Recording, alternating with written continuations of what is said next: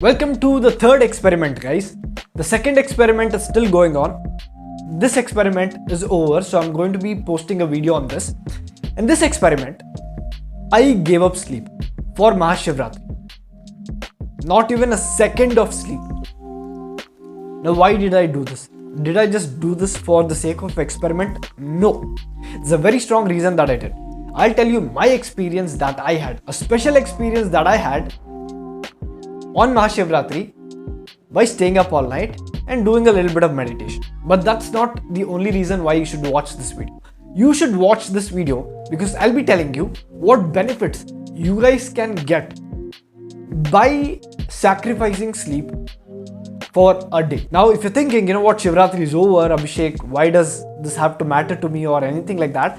You can do this on any other day other than Mahashivratri and still get benefits. Except you might miss out on one benefit, you still get the rest of the two benefits that I'll be telling you guys about. So let's begin. I have divided this video into three parts. First part is I'll tell you how I did it. Second part, I'll tell you about the three benefits that I felt, that I experienced, that you guys can too. And third part, I'll give you my 2 cents about whether this is worth it for you guys. Ultimately, you guys are the decision makers, but I'll give you my 2 cents. You know what? I had some genuine work that I had to get done. So till about 2 a.m., 2:30 a.m., I did that work. I finished off. I had some studying to do because I have exams coming up. I did that. Rest of the time, till about 3:30 a.m., I watched 1 or 2 episodes of a show called Black Mirror, which is a very good show, by the way. And then rest of the time, I spent meditating or just sitting quietly. Well, it wasn't quiet. There's a lot of mental chatter going on, but that's what I did. And I haven't slept since then. Now we'll come to the benefits. The first benefit is a bit of a spiritual benefit, but I'm very sure that all of us can experience this. And no, Shiva did not come and bless me. He did not tell me, you know what, Abhishek, I'm very, very, very, very happy about you staying up all night. Ask me anything, I'll give you. No, that did not happen. However, on a side note, you guys can give me a boon. All I'm asking for is hit that subscribe button and hit the like button. That's all. Okay? I trust you guys will do it. Let's move on. There's a very strong reason why you should be up on Mahashivratri. And the only person that I could find who could explain this in a way that kind of makes more sense than how most people explain it is Sadhguru. And his was the only explanation that was less religious, more make sense kind of a way. He said that Mahashivratri is one of those days which happens before a no moon day. Not new moon, no moon day. Before Amavasya. There are about 12 or 13 of them that happens throughout the year. But the one that happens between Feb and March is of a very special significance.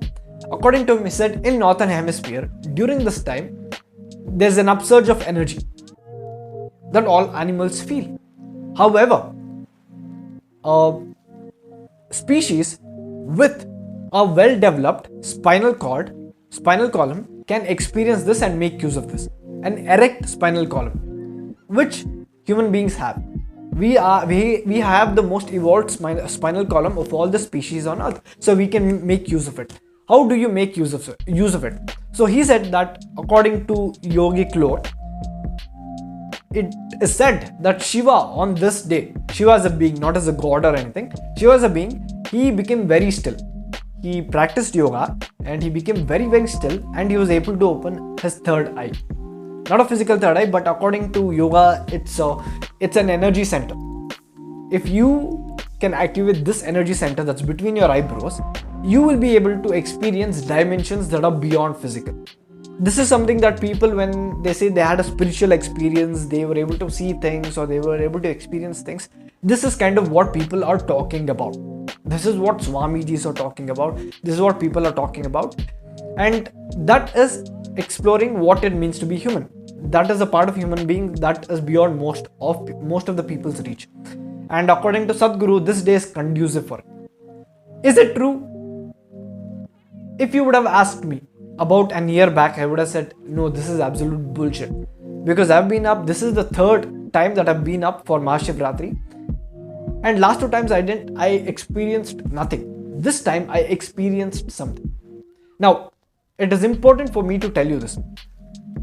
This experience that I've had was before I learned about this fact or this information that Shiva opened his third eye, and this is conducive to help you do the same. Even before I learned this, I had this experience. So that way, I'm telling you this so that you know that I'm not biased. So what happened was, yesterday, on the day of Mahashivaratri, I went to temple with my mom and grandmother, and I had this very weird feeling of this very tingling feeling in between my eyebrows. This is something that I've had for a while now because of meditation and all that. It's a very common thing, so I thought nothing much of it. It became stronger and stronger and stronger. It persisted a lot. So I thought it's just some other thing or something. I didn't care much about it. And even through the night, I had this constant feeling of tingling or some sort of a vibration or some feeling. Then, after I went through the whole night, for making this video, when I went through this information on Sadhguru's channel, I'm like, yeah, there's some truth to it. There is definitely some truth to it. So that was my experience. Not only that, I also noticed that my mind was extremely restless, more than usual. So many other experiences happened, but I'll tell you there is some truth to this, experientially speaking. Now, if you want to experience this, make sure that you learn some meditative practices, learn some meditation, do it consistently, and you'll be able to feel what I felt maybe next Mahashivratri. The second benefit is overcoming limitations. So we make up rules. We believe these things like, I can't live without this person. I can't live without this job, or I can't live without this phone or this computer. I can't live without internet. And sleep is one of those, right? I can't live without sleep. Or yes, you cannot live without sleep, but we make it a very strong thing. Even food, I can't live without eating chocolates or something like that. So when you give up something so important, so deep as sleep, you'll realize one thing, that sleep is not as important as you think. It's definitely important. According to statistics, we are not getting enough sleep as much as we should, which is unhealthy. But when you have to get down to do some work, when you have to do what it takes, regardless of how you feel, giving up sleep will make you stronger. Next time somebody asks you, you might have to give up on this, you might have to sacrifice this, or you might have to do this to get this job done, you will be more willing to do it. And once you break this one chain, you might ask yourself, what else in life can I live without?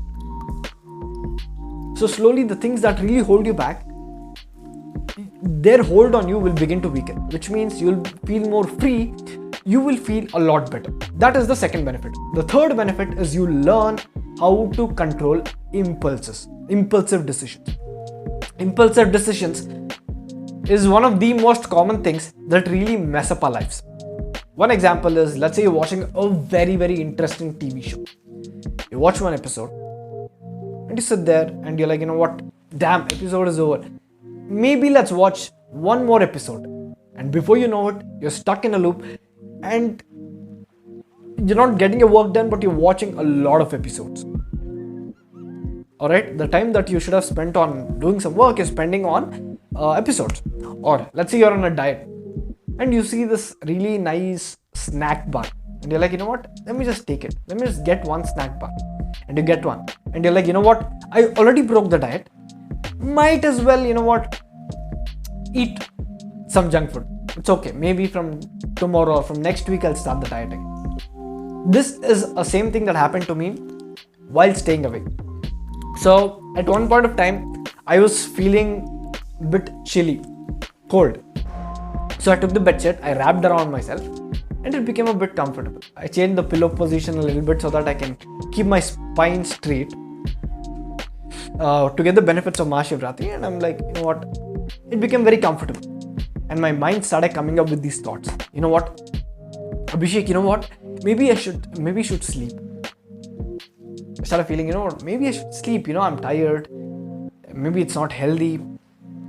Sleep is important and all these thoughts. And it was so, how do you say, very attractive. Sleep became a very attractive thing. I'm like, I really maybe should sleep. And then I decided, you know what, I promised myself I would stay up tonight. I'm going to do it no matter what. The two things that you need to understand. If you understand these two things, you will understand how to control your impulsive decisions. The first one is this. Those thoughts that you have, your mind is trying to outsmart you. Your mind will give you excuses for you to do these impulsive things. Right? For me, it was, you know what, Abhishek, maybe it's good for health that you have to sleep. Maybe it's not true. You know what, maybe this does not have any benefit. Maybe you should sleep.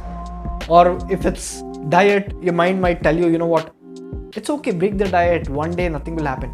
All these are your mind trying to outsmart you. But if you would have never had those thoughts, you probably wouldn't make that impulsive decision.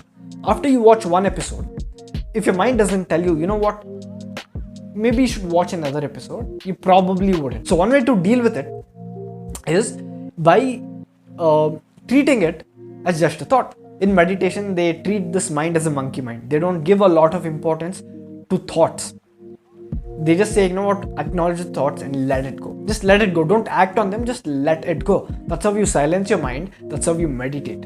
So do it in a similar way. Treat it as just a thought. If the thought would not have come, you wouldn't have done it.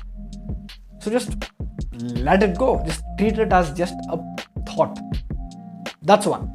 If that doesn't work, if it's still hard for you, second way to do it is to overpower that with a positive thought.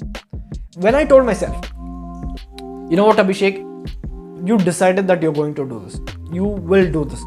I told myself, you know what, I promised myself I will make sure to follow it till the end. I will finish this challenge. And when I did that, I felt motivated. All the sleep ran away. All I had to do was, of course, make my life more uncomfortable. I had to unwrap the bed sheet, sit near window so that I could feel a little more cold, so that I won't go back to sleep. And I stayed up all night. And empowering yourself with these positive thoughts that leads you towards positive action will help you control your impulses. So these are the benefits that you can have. Now, is it worth it? Should you stay awake to have these benefits? Well, on Mahashivratri, if you want the first benefit, yes. It seems that every yoga teacher or every yogi tells that it's good for your spiritual life, or if you want to accomplish something that's beyond physical or that's beyond ordinary, it's good. It's very good. This is very conducive. Even if you have no such goals, it is still good for you on health wise or on well-being wise. So in that terms, yeah, at least keep your spine straight. If you want to go to sleep, at least keep your spine straight. At least for once every year, you should try to give up on sleep. The reason is, it just makes you stronger. It just makes you less dependent on things that you really feel like have a control over you. Now with that said, here's the warning. Skipping on sleep has absolutely no physical benefits. At least to what we know, what we understand scientifically, there is no physical benefit to sleep. There is mindset benefit, there is personal development benefit. It will make you a very powerful person at the cost of maybe a little bit of health, which you may be able to regain back. But with that said, you are the decision maker. Let me know in the comments below. Do you think it's worth it or not? For me, I personally felt it's worth it. I'm going to do this every single year. With that said, guys, this was my experience.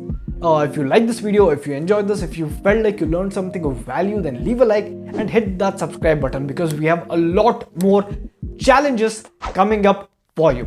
Thank you so much for watching. This is Abhishek signing off. Goodbye.